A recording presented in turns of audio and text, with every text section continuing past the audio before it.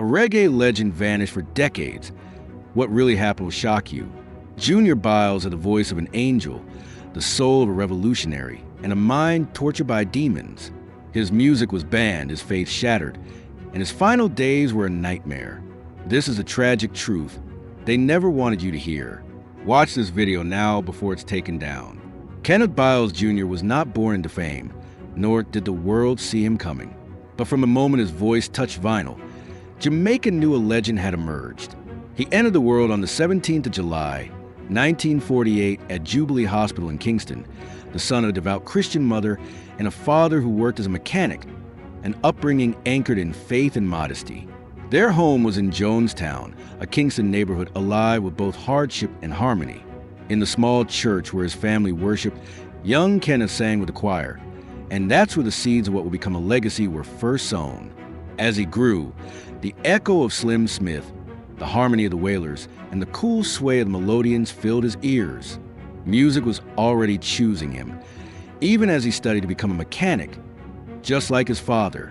But passion has a way of breaking through expectation.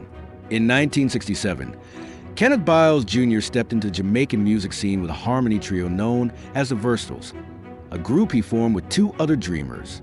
Though their first audition at the prestigious Jamaican Festival Song Contest didn't win awards, it won attention, specifically that of producer Joe Gibbs.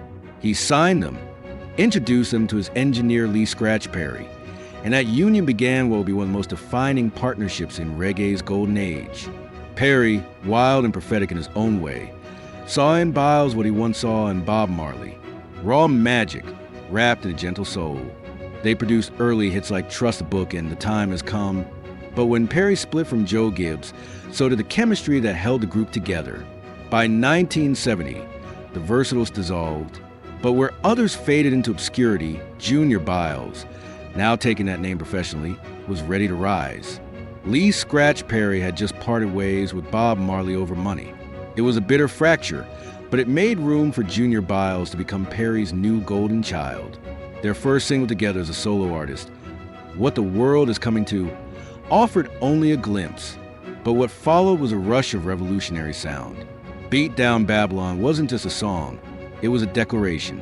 Rooted in the spiritual and social defiance of Rastafarianism, Byles was now a voice of the people, and Jamaica was listening.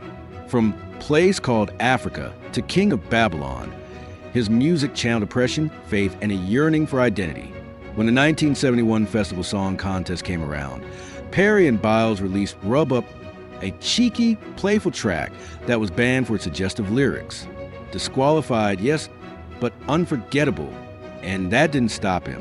By 1972, Festival Dada came in second place, proving Byles wasn't just a message man, he was a hit maker. He championed political change with songs like Joshua's Desire and the blistering Beat Down Babylon, aligning himself with Michael Manley, whose socialist agenda and pro-Rasta sentiment gave hope to many. Yet, Junior Byles would not remain loyal blindly. In 1973, he released Fever, a song so hauntingly smooth and politically charged, it became the biggest hit of the year. When Will Better Come, a track from his debut album Beat Down Babylon, turned its fire toward a very man he once supported, criticizing Manley for promises unfulfilled. Then came Curly Locks in 1974. It wasn't just his most iconic song. It was a lightning strike across the reggae landscape. Byles' soft, lilting voice danced across Perry's hypnotic instrumentals, creating a timeless fusion. It captured Jamaica's imagination, made waves in the UK, and crowned Junior Byles as one of the defining voices of roots reggae. But as the public celebrated, privately, he was slipping into shadows. Mental illness was his quiet demon. Depression crept through the cracks of his fame, and his relationship with Perry, once fertile and visionary, began to corrode. The partnership collapsed. Junior Byles drifted into the arms of other producers like Dudley Swaby and Leroy Hollett of the Jam Man label. He crafted more hits, Know Where You're Going, Remember Me, and the Channel One produced Fade Away under Jojo Who Kim, a militant masterpiece hailed in both Jamaica and the UK. The future still seemed bright, until August 1975. The death of Emperor Haile Selassie in a military coup did more than enter reign. It shattered faith. For Rastafarians, Selassie was more than a man, he was divine. To Junior Byles, already burdened by emotional instability, the Emperor's fall was a personal apocalypse. He broke. He attempted self-unalive. He survived, barely. But music no longer came easily. He vanished from the scene for over a year, cycling in and out of sanatoriums in Kingston, a prisoner of his mind. In 1978, he tried to return. He recorded again with Joe Gibbs and 90 The Observer, but the magic was gone. The songs flopped. His condition worsened. By the time he reemerged in 1982, the reggae world had changed. Working with New York-based label Wackies, he poured what remained of his strength into a new album. But tragedy would strike in threes. First, his beloved mother passed away. Then his home burned down. Then his wife left him, taking their children to the United States. When Rasta No Pickpocket was finally released in 1986, no one was listening. By late 1987, the man who once ruled the airwaves was homeless, destitute, and invisible. He scavenged garbage bins for food, haunted the streets of Kingston with vacant eyes, a ghost of greatness. Winston 90 Holness tried to intervene, taking him into the studio once again. They recorded stirring tracks that, though critically respected, couldn't lift him from the pit he'd fallen into. Guitarist Earl Chinna Smith took him on tour between 1997 and 1998, and while Junior Byles managed to show flashes of his former brilliance, his fate remained unchanged. He resurfaced one last time in 2004, performing in Jamaica and the UK. To those who watched, it was both inspiring and tragic, a glimpse of the genius that once electrified a generation, now barely holding himself together.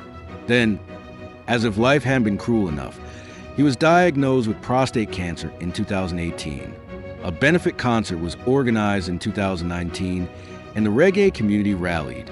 Even the Bounty K Foundation made a significant donation in 2020 to help with treatment. But he remained mostly silent in the years that followed. Until May 15, 2025, the news broke that Junior Byles had passed away in Kingston. He was 76. The grief rippled through the reggae world. Artists, fans, and longtime collaborators mourned not just a man, but the possibility that once surrounded him. That voice, that spirit, gone. His story is not just tragic, it is volcanic. It is about the agony of brilliance when it collides with the cruelty of life. Junior Byles had the gift, the faith, the fire. He walked beside the giants. He was one, but his journey was never smooth. It bent under the weight of depression, burned under the heat of betrayal, and drowned in the tears of loss. And yet, he never disappeared from our hearts. He remains in the melodies of Curly Locks, the pulse of beat-down Babylon, the yearning of a place called Africa. He lives in the voice that cried out for justice and redemption long before it became fashionable. Kenneth Byles Jr. sang for truth. He sang for Zion. And though life robbed him of peace, his music gave it to the rest of us. His final wish, quietly whispered near the end, was to see Africa before he died. He never got the chance. But his spirit is already there, in the soil and the drums, in the dreadlock prophets who still sing his songs under a red, gold, and green sky. Rest in power, Junior Byles. You were never just a reggae icon. You were a wounded healer, a fragile revolutionary, a poet who bled truth. And though Babylon tried to beat you down, your voice, your real voice, rose higher than they ever could.